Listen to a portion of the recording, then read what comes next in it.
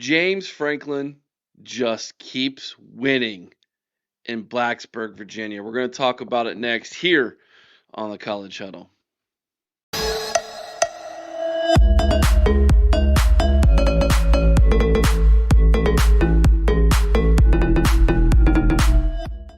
'87 Independent Podcast from coast to coast, and you have landed on the mothership here at home base for the College Huddle, our YouTube channel. Welcome back, everybody. James Franklin, man, he had himself a day on National Signing Day yesterday for Virginia Tech. Just keeps winning, don't he? Shows up at Blacksburg, Virginia. Virginia Tech fans super stoked to have the former Penn State head coach as their new main man. Hits the ground running and gets a top 25 recruiting class for Virginia Tech. My friends, that is probably one of, if not the biggest story on National Signing Day was Virginia Tech's big turnaround and basically rebuilding the program through not the transfer portal, but through recruiting there in Blacksburg, Virginia. It's got to feel pretty good to be a Virginia Tech fan at this point, right? And you want to talk about a complete 180? Look at what you see happening in Happy Valley. We talked about it last night here on the College Huddle, how that Penn State got two. Yeah, that's it. Two recruits on early National Signing Day, where Virginia Tech is over 20 and in the top 25. Wow. I mean, just and here's the thing, like, was it justifiable to fire James Franklin from Penn State? Yes. Is Virginia Tech completely happy that they have James Franklin as their head coach? Yes. Both things can be true at the exact same time. But one thing I noticed, and I watched James Franklin's interview. I've watched a couple since he's been there in Blacksburg. The man seems completely different. You want to talk about a completely different guy from those interviews or press conferences he had in the last days leading up to his exit in Happy Valley, and what we've seen in his press conferences there in Blacksburg, Virginia. It's like night and day. It's like complete opposites. The man has been rejuvenated. He has got a new lease on life. He has got a smile on his face. He seems happy to be the head coach of Virginia Tech. And that's a smile I have not seen on that man's face in a long, long time. I think the expectations and the burden that was riding on him to get the job done in Penn State was just wearing on him to the point where it had stolen that man's smile, his slice of life, if you will. Just did not have the mojo that he was looking for. And he shows up in Blacksburg, Virginia. And I know that this is technically was a picture of him in Penn State, and some graphical things happened, and they put a Virginia Tech shirt on him. But he's got that smile back, doesn't he?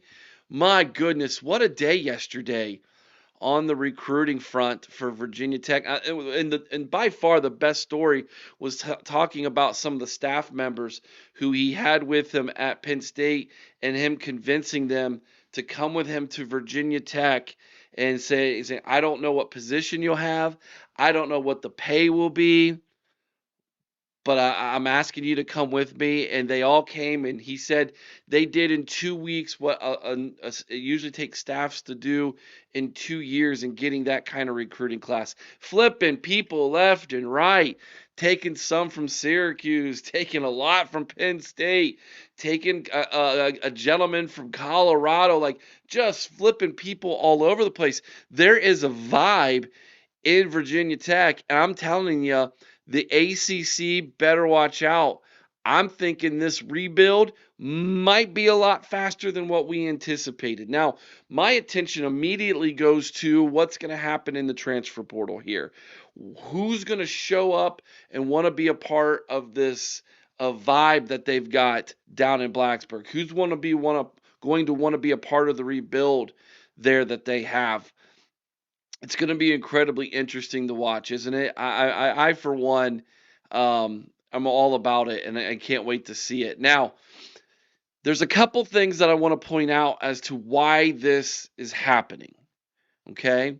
Number one is it is apparent to me that James Franklin is a really good fit. One might say it's a match made in Blacksburg, if you will, right? Um, after navigating the troubled waters in the Big Ten, being overshadowed by people like Jim Harbaugh, Urban Meyer, Ryan Day, um, you know, Dan Lanning, um, it is evident that he's coming into the ACC now, and he kind of has that clout that those guys had in with their programs that were overshadowing him in the Big Ten. Is it possible that he's casting a bigger shadow over some of the other coaches in the ACC? Um, is it kind of a reversal of roles here? Slightly a little bit? Maybe so. Like, I mean, I think Dabo Sweeney's obviously probably the biggest name with a reputation nationally in the ACC. And I'm not so sure James Franklin doesn't come in and is able to kind of get close to, if not reach that level of saying, I'm just as good as you.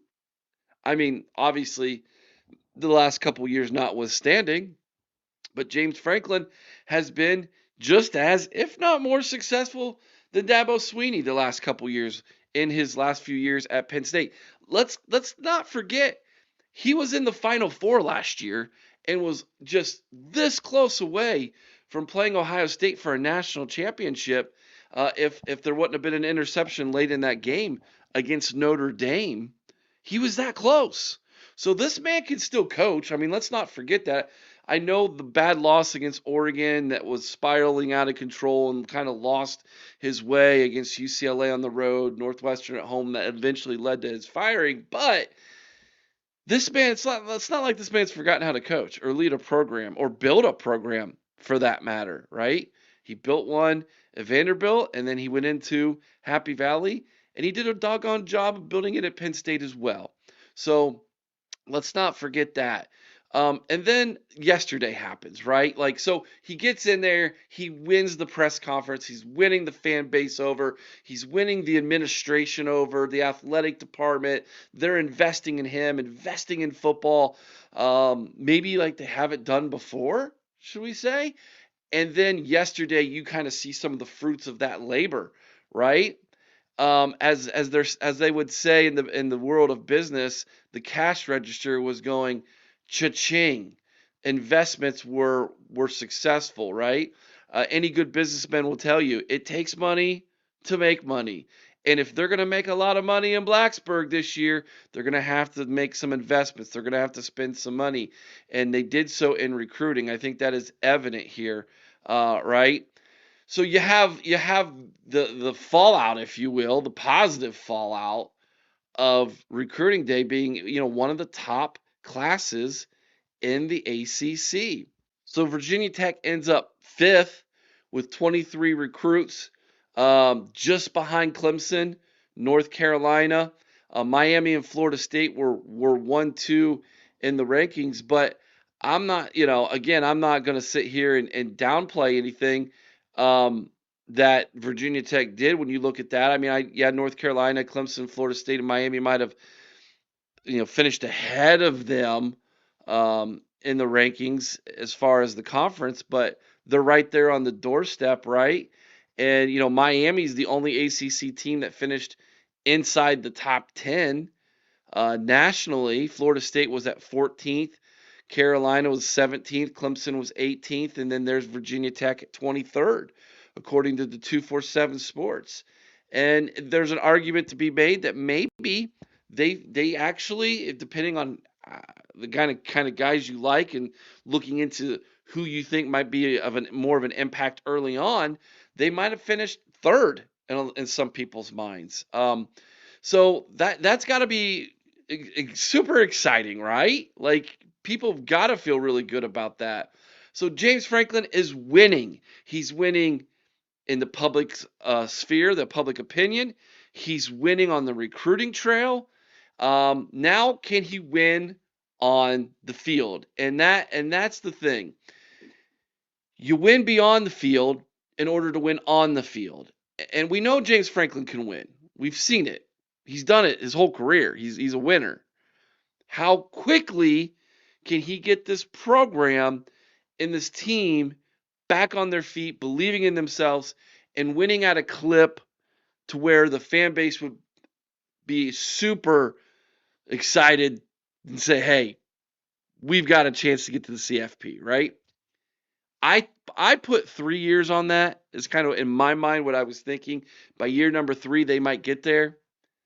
I don't know anymore, guys. You tell me. Is Virginia Tech a possible playoff team in year 2? Would the unthinkable happen? I mean, Duke might be a playoff team with look at their record, right? Could the unthinkable happen and James Franklin gets this team to the college football playoff in year number 1? Is that even a possibility? Let me know what you think down in the comments section below. I'd love to hear from you. I think it's a wild that would be wild expectations to put on a man in year number 1. But we live in a different era. We live in the NIL transfer portal era where I guess dreams can become reality really, really quick. So who knows? Maybe he can do it in year 1. Make sure you like the video. Give it a thumbs up if you don't mind. If you're not subscribed to the channel, we would love to have you. We try to drop college football content on your doorstep every single day here at the College Huddle. Make sure you go check out the website, thecollegehuddle.com. That's thecollegehuddle.com. 87 independent podcasts from coast to coast. And yep, we have an independent Virginia Tech representative over at the College Huddle as well. Make sure you go check them out, everybody. Thank you so much for watching. We'll be back with more college football content for you very soon. Have a great day, everybody.